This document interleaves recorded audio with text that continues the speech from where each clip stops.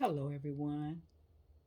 Welcome to Over 60 and Loving It. My name is Linda O'Nillafor. I am the author of a children's book titled My Brother Adam, A Journey with Schizophrenia. And today we're going to be talking about the disease of schizophrenia, part 2. And from my last video, I got 3 questions that I wanted to answer. The first question was, how does a person get schizophrenia? The second question is, what is the onset of schizophrenia? And the last question is there a cure for schizophrenia? Okay, so we're going to jump right in with the first question. How does a person get schizophrenia? Okay, schizophrenia is always hereditary. You can get it from your parents, you can get it from your grandparents, you can get it from your great-grandparents, and believe it or not, you can even get it from your great-great-grandparents. Okay, and sometimes it skips a generation. So I'll give you an example. So let's just say I have schizophrenia and no one else in my family has it, but I have it. And in my mother's family, nobody has it. But in my grandparents' family, somebody does have it. So you see how it skipped my mother's generation, but someone had it in my generation. And another example is my son has schizophrenia, my husband has schizophrenia, and my husband's mother has schizophrenia. So now that's 3 separate people in 3 different generations. So in that family, no generations was skipped. It was just 3 generations in a row where somebody had schizophrenia. And I have a cousin who was diagnosed with multiple sclerosis. And she said she went to the doctor, and the doctor was asking her questions about, is there anybody in your family that has this disease? And she said no. And she said she asked aunts, she asked uncles, and no one knew of anyone that had it. So her doctor told her that it's very possible that just because no one had it in your parents' family, somebody could have still had it in your grandparents' family or your great grandparents' family. So I thought that was really interesting, the way that it can go back. It can go way back. So that's really something. Okay, so to answer the question, schizophrenia is an inherited disease. Okay, so now we're going to go to the second question. What is the onset of schizophrenia?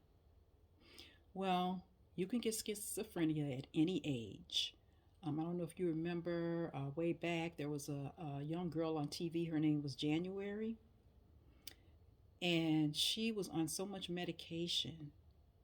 And no matter how much medication she took, it seemed like it didn't really help her that much. It helped her a little bit, but it didn't help her the way that, her parents wanted her to be helped.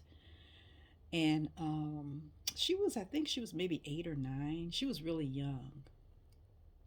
And so children can get schizophrenia. And another thing, too, is that sometimes people can live for 50 years and never get it. And then when they get in their 60s and over, they get it. And so, well, some of you might be saying, well, why is that? And a lot of times it's because the gene is in the body, but it's dormant in the body. It's in the body, but it's like lying dormant in the body. And so sometimes certain things can bring it out, like a traumatic event that you went through, any kind of thing that's really traumatic. Being overly stressed can bring it out. A lot of stress, overly stress, worry, which turns into anxiety, A lot of anxiety that can bring it out. Depression can bring it out. Alcohol can bring it out. Drinking a lot. Drugs, certain types of drugs that can bring it out. But again, you have to have the gene already in your body in order for you to be diagnosed with schizophrenia.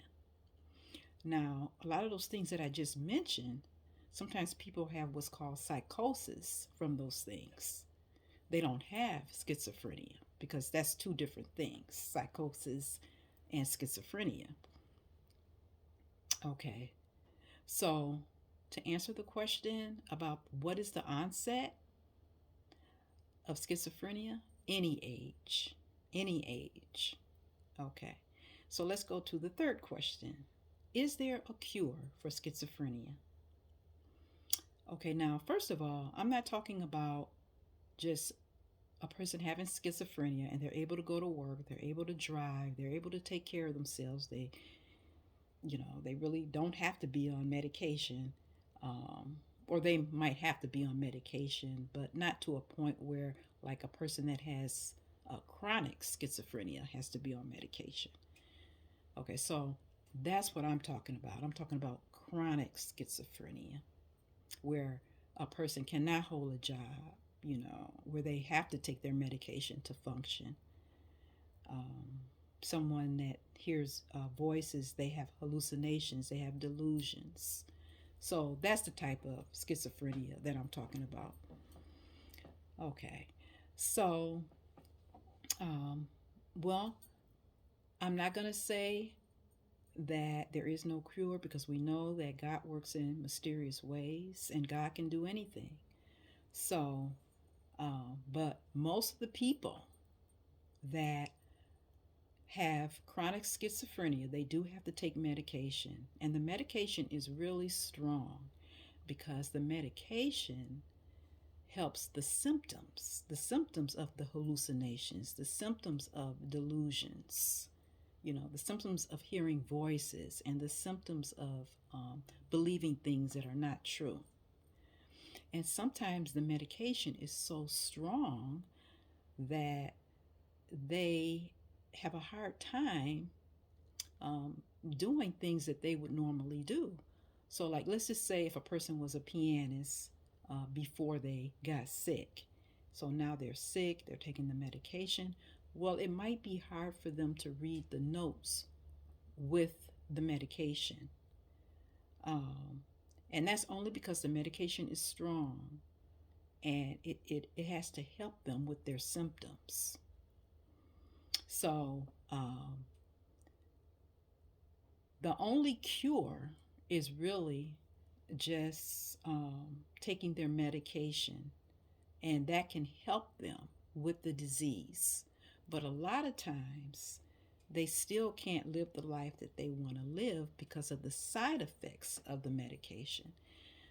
Now, in no way am I knocking the medication, but I'm just explaining the side effects of the medication sometimes um, can affect them in what they used to do.